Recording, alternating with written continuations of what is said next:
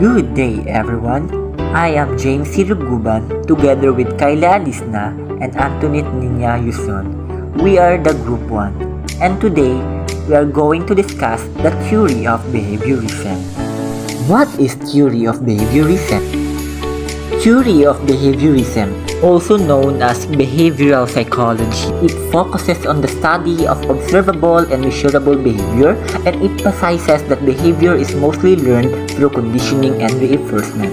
Buot pasabot kumuingon tag behaviorism is ato ang pag-uugali or sa Binisaya pa, kinaiyan ni nato og sa animals the way we think and the way we act is influenced by the environment that we are into. Behaviorists believe that our responses to environmental stimuli shape our actions. This theory of behaviorism largely came from Ivan Petrovich Pavlov, John Lee Watson, Edward Lee Thorndike, and Boris Frederick Skinner. Take note, Pavlov and Watson proposed classical conditioning, Thorndike proposed connectionism, and Skinner proposed operant conditioning. Terms that you need to know. Stimulus, something that exists in the surrounding or that is presented. While response, how the animal responds to the stimulus. In short, kumuingon tag stimulus, something nga atong makita, magunitan ug makaon. While kumuingon tag response, the way we think and respond, ana nga butanga. I have here an example of stimuli and their responses. For example, she is hungry, so she eats some food. Ang stimulus ana, so tungod sa iyang kagutom, dako na siya pagkaon. So ang response, mikaon siya kay gigutom siya. Sama ra gud na sa mga animals like iro. Kita yang iro makakita og pagkaon or makasimhot og pagkaon. So ang response niya, iyang dungon din kanon ang pagkaon. Nasabdan ba? Okay, proceed ta. So we'll start with Ivan Petrovich Pavlov. He was a Russian physiologist. He was the founder of classical conditioning, and his most renowned experiment involved meat, a dog, and a doorbell. So here is Pavlov's experiment. We have before conditioning, during conditioning, and after conditioning. We all know kang Pavlov's experiment, diba? Sumao to ang food, ang dog, o ang bell. So as you can see in the illustration, before conditioning, ringing the bell caused no response from the dog. Placing food in front of the dog initiated salivation. So buot pasabot, in the experiment, the neutral stimulus was the bell. When the dog saw and heard the bell, it did not respond. Kay nga naman, first time pa man sa iro nga makadungog ana nga sounds sa bell. Sumao, the dog ignored it. So, in short, walay response ang iro. While in during condition naman, the bell was rung at least seconds before the dog was presented with the meat or dog food. It means that the meat and the bell are the reason why the dog will produce a learned response. So buot pasabot, kung imong tagaan ng iro og pagkaon while giring nimo ang bell, so automatic makaibaw ng iro. Muduol na siya din, di na siya mahadlok sa bell. So iyang kanon ang pagkaon. So maka-identify na siya. Then tungod ani na siya yung response. And lastly, after conditioning, the ringing of the bell alone produced salivation. So buot pasabot, when the dog hears the bell, it knows that it's eating time. To understand Pavlov's theory, you need to know 5 classical conditioning.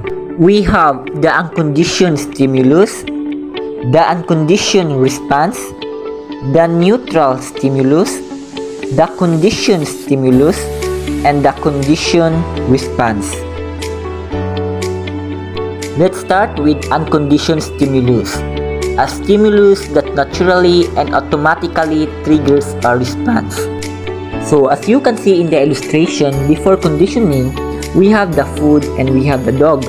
So ang food, nagrepresent siya sa unconditioned stimulus, while ang dog, nagrepresent siya sa unconditioned response. So before conditioning, when the food is presented to the dog eventually salivates because that is the naturally response of the dog upon seeing the food, right? Since ang iro nakakita man og pagkaon, so ang response niya, iyang gikaon ang pagkaon. Next is the unconditioned response, the unlearned response that occurs naturally in response to the unconditioned stimulus.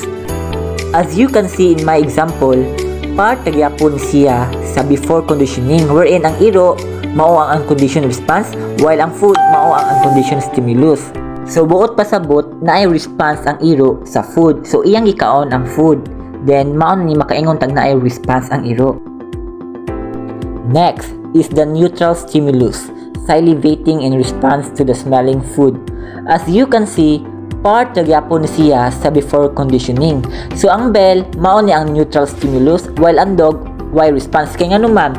Because it was its first time to hear the sound of the bell. First time pa man ng iro nga makadungog sa sound sa bell. So mao walay siya response about ana. Next is the conditioned stimulus. When paired with an unconditioned stimulus, triggers in a conditioned response. As you can see, during conditioning, the bell rang and here comes the food and the dog salivate it. So every now the bell is being rung, then the food is presented to the dog and the dog salivates. So that is conditioning. Meaning to say, ang dog na ay response kung imong i-paired ang food o ang bell while imong ipatingog ni siya. And lastly, the conditioned response. Learned responses to the previously neutral stimulus. As you can see, after conditioning, even without presenting the food to the dog, even by just ringing the bell, the dog salivates, okay? It's because the dog associated the ringing of the bell to the food. He is now conditioned that every now or every time it hears the ringing of the bell, the dog will be presented to it right. So, that is classical conditioning. So, buot pasabot, when the dog hears the bell, it knows that it's eating time. So, aware ng iro about ana.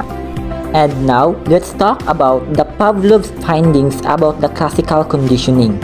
We have stimulus generalization, extension, spontaneous recovery, discrimination, and higher order conditioning. First, stimulus generalization, a tendency of a new stimulus to evoke responses or behaviors similar to those elicited by another stimulus. So I have here an example. Once the dog has learned to salivate at sound of the bell, it will salivate at other similar sounds. Meaning to say, once ang dog maka-learn siya salivate sa sounds ang bell, na tendency nga maka-salivate pud siya sa ubang sounds sama sa drum, whistle, guitar ug uban pa nga mo create og sound. Next is the extension. Occurs when the conditioned stimulus applied repeatedly without being paired with the unconditioned stimulus. So for example, if you stop pairing the bell with the food, salivation will eventually cease in response to the bell. Meaning to say, if you stop presenting food to the dog whenever you ring the bell, then there will be no response at all, or there will be no salivation at all. So it will become extinct. It will become meaningless. In short, na chance na dili siya ganahan mukaon. Next is spontaneous recovery. Is a phenomenon of learning and memory. It refers to the re-emergence of previously extinguished condition response after a delay. For example, extinguished responses can be recovered after an elapsed time but will soon extinguish again if the dog is not presented with food. Meaning to say, if you presented the food whenever you ring the bell, then we will have the spontaneous recovery. It will again start to salivate. Since di-pair naman nimo ang bell o ang food, so automatic ang dog mo salivates na. So mao nang giingon nga ang dog magbalik-balik nag-salivates. Next is the discrimination. The ability to extinguish between one stimulus and similar stimuli. For example, the dog could learn to discriminate between similar bells and discern which bell would result in the presentation of food and which would not. Meaning to say, the dog realizes which bell could be associated to the food. In short, maka-differentiate na ang dog sa duha ka similar bells. So nanas lay idea kung unsa na para asa na. So nasabtan. Okay, proceed ta. And lastly, higher order conditioning. It refers to a situation in which a stimulus that was previously neutral is paired with a conditioned stimulus. For example, once the dog has been conditioned to associate with the bell, with food, and with the light. As you can see in the illustration, we have the bell and added the light and the food. So that's still conditioning. And now, the dog saw the light without hearing the ringing of the bell and without seeing the food. It will salivate because, the food was already associated, which is the light under conditioning. But still, makay-salivate niya po ng iro because of the food was presented. So that's how higher order conditioning works.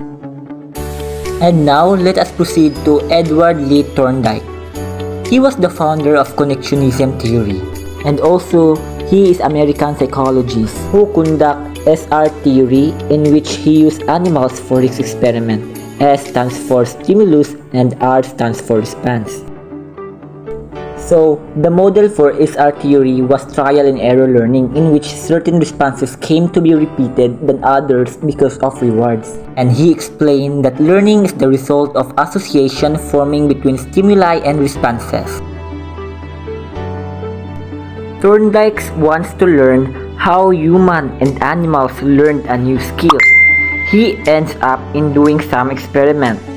Thorndike's general experiment method was to put an angry cat inside the puzzle box, from which they tried to escape by doing some simple act. He typically placed a food in a view outside of the enclosed box and observed the behavior of the cat. He also recorded the time that they consumed before the cat escaped in the box. Thorndike repeatedly do the procedure over and over again and noted the changes behavior of the cat. What is connectionism theory? Stated that learning has taken place when a strong connection or bond between stimulus and response is formed. Thorndike came up with 3 primary laws. First, law of effect. Second, law of exercise. And last, law of readiness. When we say law of effect, it suggested that when satisfaction follows an association, it is more likely to be repeated. For example, if you do a certain action, it resulted into a nice and successful outcome, then you will be glad to do it again. But if your action resulted into a fail or mistake, so di ba mahadok na ka mo try, pagbalik, and then makunahon na stop na, di na mo kaya, enough na to, then lesson learned na. So murag igana na siya. Next, law of exercise. It stated that in learning, the more frequently a stimulus and response are associated with each other, the more likely the particular response will follow the stimulus. So, the law of exercise implies that one learns by doing and one cannot learn a skill. So, for example, by watching others, it is necessary to practice their skill because by doing so, the bond between stimulus and response are associated with each other. Ika nga nila, practice makes perfect, seem to be associated with this. And lastly is the law of readiness. It states that the more readiness the learner has to respond to the stimulus, the stronger will be the bond between them. For example, an athlete has highly motivated and eager to learn is more likely to be receptive to learning than one who is worrying to be motivated. So in a law of readiness, it states that learning is dependent upon the learner's readiness to act, which facilitates the strengthening of the bond between stimulus and its response. So in other words, individuals learn best when they are physically, mentally, and emotionally ready to learn. Good day everyone, I am KAYLA ALESNA. I will continue the discussion about principles derived from Thorndike's connectionism. 1. Learning requires both practice and rewards. 2. A series of stimulus-response connections can be chained together if they belong to the same action sequence. 3. Transfer of learning occurs because of previously encountered situations. 4. Intelligence is a function of the number of connections learned. Learning the meaning of a new word. For example, dili siya involves a concept learning, but it simply involves learning to associate the word with internal knowledge nga na exists in our mind. So anything a network can represent after learning must have been possible to represent before learning. So ma-apply po na siya sa atong knowledge sa studies by associating what you're trying to learn or memorize with information that already exists in your mind. You'll find it easier to remember this information and recall it a later time than if you're just trying to remember the concept on its own. While we still can claim that they works this exact way, connectionism theory supported by many scientists and is a good basis for understanding how we learn. John Watson. He was the first American psychologist to work with Pavlov's idea. He too was initially in animal studies, then later became involved in human behavior research. He considered that humans are born with a few reflexes and the emotional reactions of love and rage. All other behavior is learned through stimulus response associations. Through conditioning, he believed in the power of conditioning so much that he said if he is given a dozen healthy infants, he can make them into anything you want them to be. Basically, through making stimulus response connections through conditioning. So si Watson ni considered na ang humans na tao with reflexes and emotional reactions of love and rage. Ang behavior nato learn through stimulus response associations through conditioning. So what is stimulus response associations? Stimulus response associations formed by repeated co-occurrence of stimuli and actions are the basis of behavioral automaticity. For example, you are hungry, so you eat some food. A rabbit scared, so it runs away. Another example is you are cold, so you put a jacket. Experiment on Albert. Watson applied classical conditioning in his experiment concerning Albert, a young child and a white rat. In the beginning, Albert was not afraid of the rat, but Watson made a sudden loud noise each time Albert touched the rat. Because Albert was frightened by the loud noise, he soon became conditioned to fear and avoid the rat. Later, the child's response was generalized to other small animals. Now he was also afraid of small animals. Watson then extinguished or made the child unlearn fear by showing the rat without the loud noise. So as you can see in the picture, before conditioning, Albert was not afraid of the rat. So kato nag-create na si Watson og noise, tong hammer og steel ni hilak si Albert, so nahadlok siya. So during conditioning, he tested the rat with the hammer and steel. So tungod adto si Albert na condition og fear sa rat. So not just the rat but other animals. Ma-avoid na siya sa animals o mahadlok. Watson's research methods will be questioned today. Nevertheless, his work did clearly show the role of conditioning in the development of emotional responses to certain stimuli. This may help us understand the fears, the phobias, and prejudices that people develop.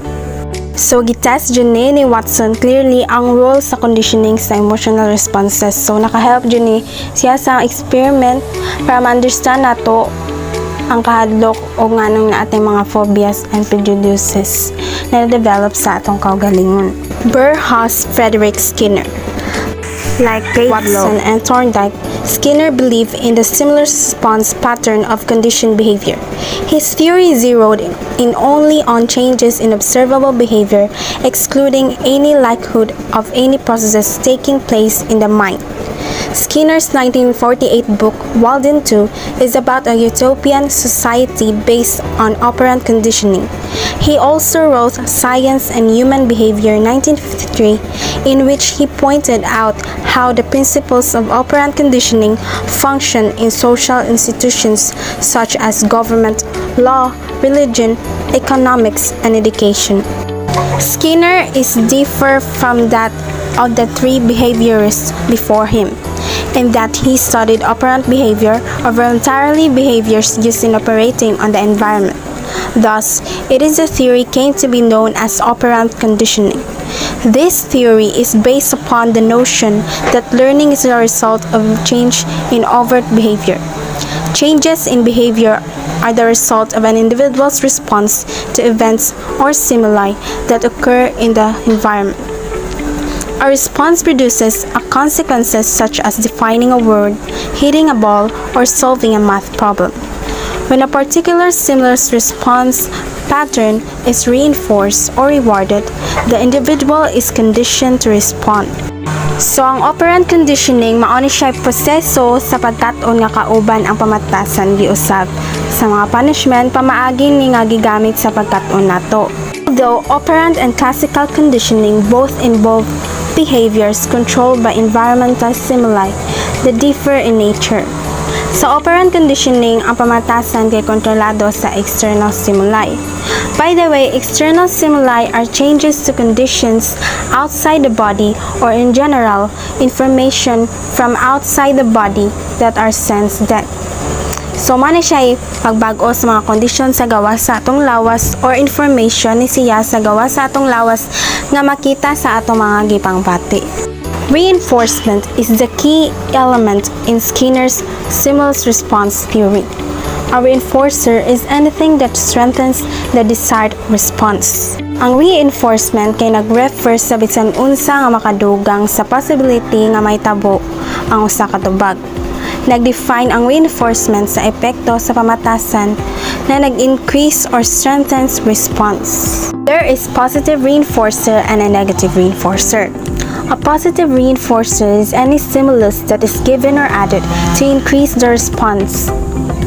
For example, ang teacher mo promise og extra time to play and ang children kung mag-behave sa lesson. Another example is kung imong mama mo promise nimo og bagong cellphone kung tagaan nimo siya og dakong grades. A negative reinforcer is any stimulus that results in the increased frequency of a response when it is withdrawn or removed. A negative reinforce is not a punishment. In fact, it is a reward. Negative reinforcer, a response behavior, is strengthened by stopping, removing, or avoiding a negative outcome. For instance, a teacher announced that a student who gets an average grade of 1.5 for the 2 grading periods will be no longer take the final examinations. So, ang negative reinforcer is removing.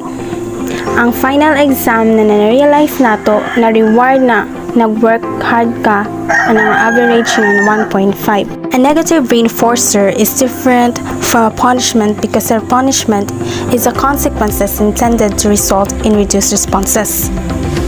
An example would be a student who always comes late. So, dili na siya allowed to join sa group activity nga nasugdan. Therefore, wala siya points na activity. So, ang punishment niya mauna para dili na siya mabalik na response nga dili na siya pwede mabalik o ka-late. Skinner also looked into extinction or non-reinforcement. Responses that are not reinforced are not likely to be repeated. So, this is the disappearance of previously learned behavior when behavior is not reinforced. It means, pagkawala sa atong nakatunan na pamatasan kung wala ni nato gipalig-on. For example, ignoring students' behavior may extinguish that behavior. Shaping of behavior. An animal on cage may take a very long time to figure out that pressing a lever will produce food. To accomplish such behavior, successive approximation of the behavior are rewarded until the animal learns the associations between the lever and the food reward. To begin shaping, the animal may be rewarded for simply turning in the direction of the lever, then for moving toward the lever, for brushing against the lever, and finally, for pressing the lever. Another example is when a baby learns to walk. They are reinforced for crawling, then standing, then taking one step, and taking few steps, and finally for walking. So reinforcement is typically in the form of lots of praise and attention from the child's parents.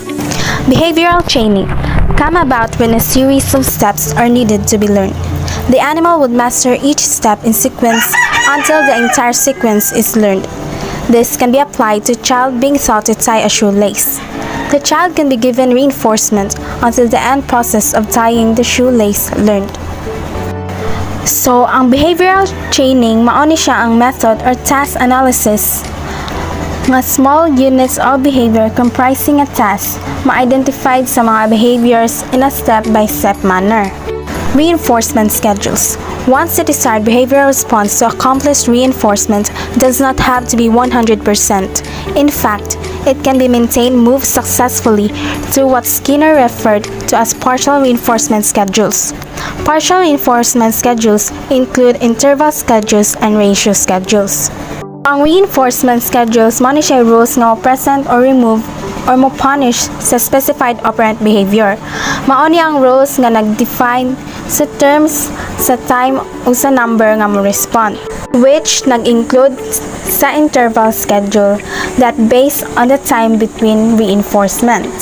So, ang ratio schedules mo ni siya involve reinforcement after a certain number of responses have been emitted. Fixed interval schedules. The target response is reinforced after a fixed amount of time has passed since the last reinforcement. Mo ni siya first response na mo reward after a specified amount of time mo elapse. For example, the bird may receive food, so that's the reinforcer. Different intervals, not every 10 minutes. Another example, a weekly paycheck. Kung ang employee receives reinforcement every 7 days, mo na result sa higher response rates kay padong na ang payday. Variable interval schedules. This is similar to fixed interval schedules, but the amount of time that must pass between reinforcement varies. Mao ni siya type of operant conditioning reinforcement schedule in which ang reinforcement kay maghatag og response after specific amount of time. Pero kani siya kay naay changing ang variable schedule of time. So for example, the bird may receive food, different intervals set every 10 minutes. So makadawat ang bird og food in different interval not every 10 minutes. So dili na to matag-an ang panahon og before 10 minutes ba siya matagaan ang pagkaon or after 10 minutes pa. Another example is your employer checking your work. Does your boss develop by your office a few times throughout the day to check your progress? So, ang mga check-in nga may tabo, dili matag-an ang mga panahon maong dili mo may balaan kung kanusa siya may tabo. Fixed ratio schedules. A fixed number of correct responses must occur before reinforcement may recur. Nag-involve siya sa paggamit sa kanunay nga correct gidaghanon sa tubag. For example, the bird will be given food every time it presses the bar 5 times. Ang schedule ratio na 5 times, nag-maintain na siya correct human may tabo ang kasagaran nga gidaghanon. Variable ratio schedules. The number of correct repetitions of the correct response for reinforcement varies. For example, the bird is given food after it presses the bar 3 times, then after 10 times, then after 4 times, so the bird will not be able to predict how many times it needs to press the bar before it gets food again. So, sa sigig press sa bird, dili na niya ma-predict kung pila siya ka times mo press para makuha ang pagkaon. Variable, interval, and especially variable ratio schedules produce steadier and more persistent rates of response because the learners cannot predict when reinforcement will come, although they know what they will eventually succeed. An example of this is why people continue buy lotto tickets, even if when an almost negligible percentage of people actually win. While it is true that very rarely is there a big winner, but once in a while somebody hits the jackpot. People cannot predict when the jackpot can be gotten, so they continue to buy tickets. So based on the example, ngano ang mga tao nga sige pagpalit og lotto tickets bisan og gamay ra ang makadaog or ang panagsaray makadaog sa jackpot. So ang jackpot is reinforcement. So ang mga tao wala ka predict asa gikan ang jackpot, so maanay variable interval. So ni continue gyapon silang buy tickets, maanay repetition of response. Hi, this is Antoniotte YUSON from Grade 1 And my assigned topic is about the implications of operant conditioning and its principles. So from the past slides, operant conditioning means also known as instrumental conditioning is a method of learning normally attributed to B.F. Skinner where the consequences of a response determine the probability of it being repeated. So, the implications of operant conditioning. The implications are given for program instruction. 1. Practice should take the form of questions, stimulus, answer, response, frames which expose students to subject and gradual steps. Means, when you're practicing your students, you need to ask questions and your students will respond so that your students will expose your subject in gradual steps. Second, require that the learner makes a response for every frame and receive immediate feedback. So, you need to require your student or learner to respond in every question you ask. And when they respond, you need to do the immediate feedback if they're wrong or not. Third, try to arrange the difficulty of the questions so the response is always correct and hence a positive reinforcement. So when you make questions, try to make it easy to understand so that your learner will answer it correctly and you have the positive reinforcement. Fourth, ensure that good performance in the lesson is paired with secondary reinforcement such as verbal praise, prizes, and good grade. So when a student have the good performance, at least make the verbal praise like very good, excellent, or give them prizes like good grades. So we'll go now to principles derived from Skinner's operant conditioning. 1. Behavior that is positively reinforced will reoccur. Intermittent reinforcement is particularly effective. So when the behavior is good, they will have the positively reinforced. But when they do the bad behavior, you need to at least punish them. Because intermittent reinforcement is the delivery of a reward at regular intervals. It is a method that has been determined to yield the greatest effort from the subject. So, intermittent reinforcement is when you do the bad behavior, you will not given the reward. Second, information should be presented in small amounts so that responses can be reinforced, shaping. So when you give information to your students or learners, you need to do it in small amounts, like just a little, so that your student will comprehend it correctly, and they will be shaped. Because the perfect example of shaping is in the classroom, and when you're shaping a child behavior, keep the focus on the desired behavior as much as possible. For example, tell your child, walk while we are in the store, instead of saying don't run. When kids hear the desired behavior, they are much more likely to remember it. Third, reinforcement will generalize across similar stimuli. Stimulus generalization producing secondary conditioning. So when you do the reinforcement, you do the stimulus generalization, means